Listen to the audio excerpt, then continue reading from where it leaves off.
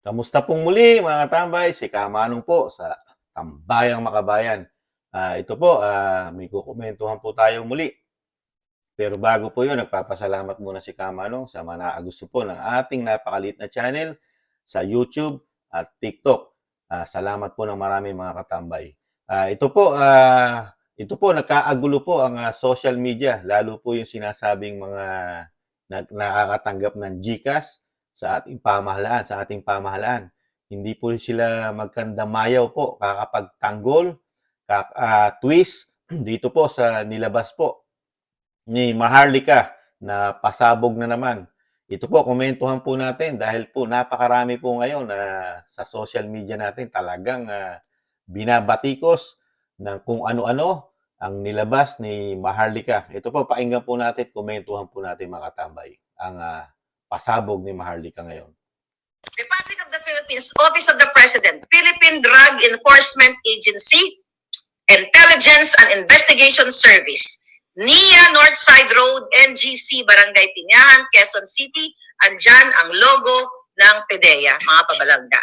Wow. So ito ay, sa last minute, may kumausap sa akin na, Maharlika, wag mong ipakita ito, hindi yung nagbigay sa atin, wag mo ipakita sana ang ebidensya from the PDEA kasi lalo kanilang tatargetin at papatahin ka, hindi ka sisintahin ng mga ito. My G. Sabi ko, kahit napakita ko hindi, papatahin din naman ako ng mga yan kapag ginusto nila at nakapag-tsempo yung mga hayop na yan. Oh my. Sabi ni Tito Anson, ilabas na yan para mapahiya mga Marcos. Yes. Post ko to later after ng vlog natin. Okay? Ito, ulitin natin. Confidential. Republic of the Philippines Office of the President. Okay? Ito'y alam ni Noy Noy nung time na siya ang presidente. Right? Hindi ko alam bakit hindi nila inisplok to at ginamit nila nung 2016 election ng presidente at even nung 2022. Kasi nga, alam niyo na kung bakit hindi ginamit. Kasi pala, pare-pareho silang dilawan pulawan. Oh. Pre-operational report, control number, okay, blank. Dated March 11, 2012 pa lang, dapat ay nasa nakalaboso na si Marcos Jr. 2012, that's the date. Okay? Ay, oo nga. 2012 talaga kami. Ngayon, number 1, Unit Office Intelligence and Investigation Service. Name of the target. No alias. First na nakapangalan na binura ko na hindi na natin siya isasama, pero i-upload natin ito mamaya. Blank, artista, and Bongbong Marcos Jr., Bongbong Marcos and Bonget, and some unidentified male and female cohorts. Ito po ay order para i-arestuhin sila dun sa kanilang rumbuhan kung saan sila ay nagpupulburon. Hala? Okay? Name of the target, blank, the artista, and Bongbong Marcos and Bonget, at Bonget o alias Bonget, and some unidentified male and female cohorts, Filipino. Okay? Yes. Specific area of operation, NCR, National Capital Region, Makati City. Nakalagay dito, summary of information.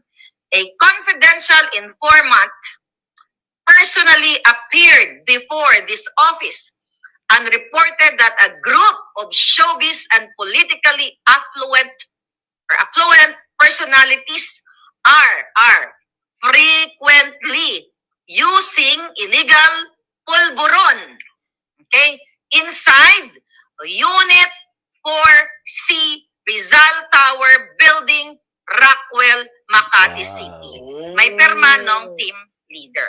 Okay? Binura din natin para ma-highlight si Marcos Jr. Then mga palangga, first time here in my channel na walang naglakas ng loob na ilabas ito na si Marcos Jr. ay talagang pulboronic noon hanggang ngayon. Ado? Right? So dito, sa second page, authority to operate. This is from the Office of the President from Noynoy Aquino. Pero I doubt it, baka hindi ito nakita ni Noynoy. Oh. Pala. Baka hindi nga nakita ni Noynoy ito, but dahil yung kaniyang mga kabinete ay hinarang. cabinet niya, isa sa cabinet niya, ayon sa ating source, ang humarang nito Oh. para hindi ma-raid o mahuli si Marcos Jr. Oh. Itong time na to, ayon sa ating informant, langung-langu at halos every night ay nagsisesyon sila dito sa Rockwell na ito. Oh. Okay? Authority.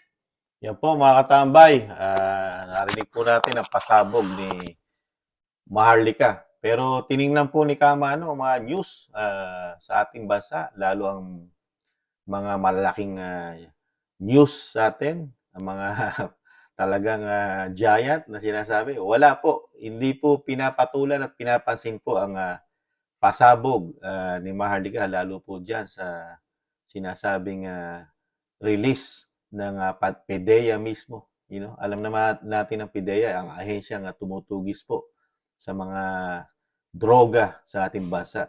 At lalo yung mga high-end na mga tao na talagang kasama ng mga drug lord at syempre yung mga matataas na klase ng tao sa ating lipunan na isa na sinasabi ni Maharlika ang Marcos, talagang tinututugisin sana. Kaya lang ipinasa pa sa opisina ng presidenteng si Pinoy noong mga panahon na yon. At sinasabing nagkaroon ng harangan at syempre kasama na di umano lagayan doon dahil hindi mo pwedeng hugutin o harangin yung isang ganong bagay na illegal na talagang about droga pa. Sa bagay, hindi natin masisisi mga tambay kasi noong mga panahon na yon ni dating Pangulong Aquino, maluwag po. Laganap nga po ang droga noon di ba? Hindi masyadong tinututukan po ng administrasyon ni Pinoy po yun noong mga panahon na yun. Kasi mismo sa kulungan po, sa national prison po natin, di ba? May gawaan ng droga noong panahon po ni Laila de Lima, di ba? At yun nga rin po naging dahilan kaya siya nakulong, di ba? Dahil sa dami na nagpatunay. Pero ngayon po sa panahon din po ni President Marcos Jr. nakalaya po, nakapagbigay ng piyansa. Hindi natin malaman. Pero si Kamano may logic dun Ang logic lang doon po, nakakaamo yan. Yung gumagamit, saka yung may gawaan. Di ba? Yun ang logic dun Di ba? Ito po, may kopya rin po si Kamanong. Ito po yung sa PDEA po, mga katambay. Yung nirelease po ni Maharlika. Nandiyan po mga katambay, may mga blank. Saka yung sealed, 2012 po mga katambay. Tama. Napakatagal na po ito. 2012 pa, March 11 ang date mga katambay. At binura nga ni Maharlika yung mga sangkot na siyempre involved din doon sa mga sinasabing session sa Rockwell, Makati. Talagang may pangmayayaman din, para tumira ka lang ng droga na sinasabi ni Maharlika, pulburon. Talagang kahit sa, mamamahaling, Rockwell. Ganun talaga mayayaman Ito po, Bongbong Marcos. Ito po itatanggi po ito ng PDEA dahil iba na po ang pamahalaan ng PDEA ngayon dahil ang PDEA po ngayon ay sa pamamahala po na administrasyon na po ng Pangulong Marcos. Kaya wala po tayong aasahan dito na ito po kakampi o patutunayan na sasabihin legit yung sinasabi ni Maharlika dahil ang PDEA po ay kontrolado po ng Pangulo ng Pilipinas, ng Commander-in-Chief. Kaya magdidelikado po talaga. Pati po yun, i-search po nila lahat yan. Sa tingin ni Kamanong, pati yung mga nagbigay kay Maharlika ng ganyang katulad na napakalaking pasabog at yan po presidente pa ng Pilipinas at first family. Talagang magdidelikado po lahat. Hindi lang si Maharlika, pati yung nasa likod po niyan, na kung paano nahawakan ni Maharlika yung mga dokumento na yan, mga katambay. At hindi rin po talaga sinasagot. Tahimik po ang pamahalaan dyan. Wala pong sinasagot dyan. At hindi tinututukan ng media yan para tanungin ng Pangulo, ang first family, about sa droga na issue sa kanila. Di ba? Kaya itong si Maharlika, kung mga pinasasabog nito, talagang malaking tinik po ito sa pamahalaan natin, lalo sa presidente ng Pilipinas natin, mga katambay. At ito pong mga tagapagtanggol na tinatawag nila nga isimada vloggers di umano, talagang ano po ngayon, gising na gising para i-twist. Para i-twist naman po talagang yung pagtatanggol sa pamahalaan ngayon, talaga agresibo po sa Facebook, sa YouTube, sa TikTok, sa Instagram para pasinungalingan po ang pinasasabog po ni Maharlika. Pero kay Kamanong po, siyempre po, sa ngayon, maniniwala lang po ako sa presidente ng Pilipinas, sa First Family, kung talagang gagawin po nila yung hamon ni Pangulong Duterte, ni dating Pangulo, na magpa-blood test, hindi urine test, kailangan blood test o kaya sa hair test at ibang agency ang kukuha noon, hindi po ang ahensya ng hawak ng pamahalaan. At yun po ay live na gagawin. Ang sinasabi ni dating Pangulo, sa Luneta, doon gagawin ng live ang pagkuha ng ng drug test sa blood test, ang gagawin, hindi sa ihi. Di ba? Pero habang hindi po ginagawa ng presidente yun, talagang si Kamanong ay nag-iisip na maaring totoo ang pasabog ni Maharlika dahil ang presidente ng Pilipinas nagtataingang kawali at nagbubulag-bulagan po dahil ito po ay napakalaking kasiraan niya sa kanyang pamilya, sa buong pamilya niya dahil alam naman natin ang droga sa ating bansa malaking problema yan ng lipunan lalo po nung mga magulang na nagiging addicted niyan, mga anak na nilalamon yan talagang nakikita natin tumataas din ang krimen pagka ikaw lulong at addicted ng droga, di ba? Talagang mismo kung sa panahon ni Pangulong Duterte yan at hindi sa panahon ni Pangulong Aquino yan lumabas, palagay ko meron na po kinalalagyan po yan kung totoo po yan. Nabagansya na po ni Pangulong Duterte yan.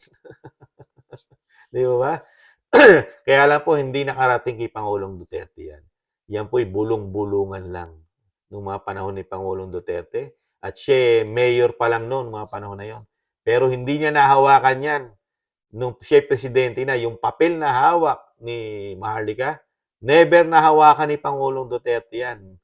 Meron lang nakapagsabi sa kanya nung siya mayor pa. Kasi yan yung mga interview kay dating Pangulong Duterte na meron nakapagsabi sa kanya na yun nga, yung PDEA noong mga panahon ni Pinoy, na sangkot at nasa listahan ng PDEA nila na si Bongbong Marcos di umano ay isang drug user, mga katambay.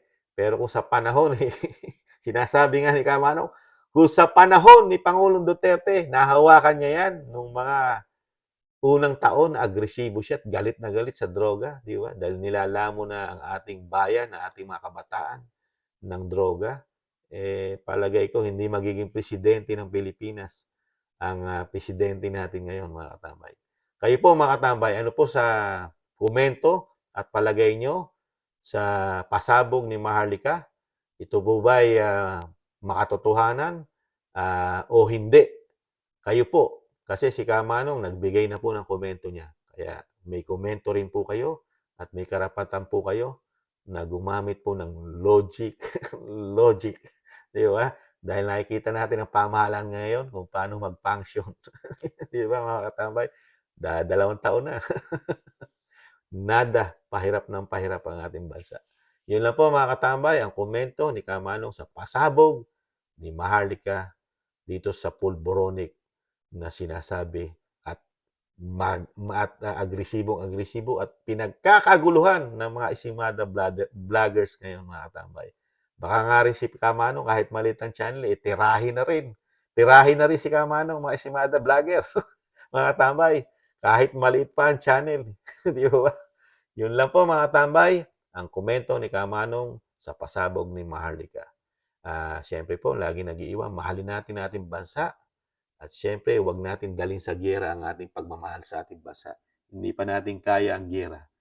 Tok muna. Kagaya ng ginagawa ni Pangulong Duterte. Kaibiganin, walang kaaway.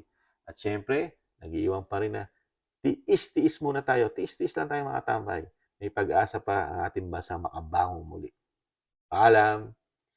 Bye-bye.